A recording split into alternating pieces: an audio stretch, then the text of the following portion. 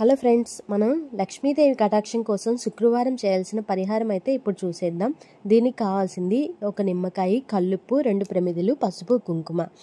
ఇది నేను వీడియోలో చూపిస్తున్న విధంగా మీరు చేసుకోండి.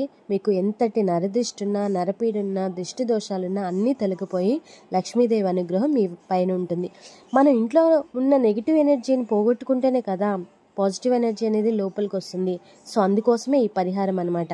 మీరు ఒక ప్రమిది తీసుకొని అందులో కల్లుప్పు నింపి అందులో పసుపు కుంకుమ చల్లి ఇలా ఒక నిమ్మకాయని 2 దెబ్బలుగా కోసి ఒకదానికి పసుపు ఇంకొక దానికి కుంకుమ అద్ది ఇలా ప్రమిద మీద ఉప్పు మీద పెట్టాలన్నమాట. మనకి బాగా కనిపిస్తూ ఉండాలి, వచ్చేవాళ్ళు పోయేవాళ్ళు చూస్తూ ఉండాలన్నమాట. దాన్ని అలా పెట్టడం వల్ల మీకు నరదిష్టని తగలకుండా లక్ష్మీదేవి అనుగ్రహం కలుగుతుంది. ఇవి 2 కూడా గుమ్మానికి అటువైపు ఇటువైపు ఉంచి పసుపు కుంకుమ చల్లి పూలు చల్లి మీరు సాంబ్రాణి ధూపం అనేది వేసి దండం పెట్టుకోండి.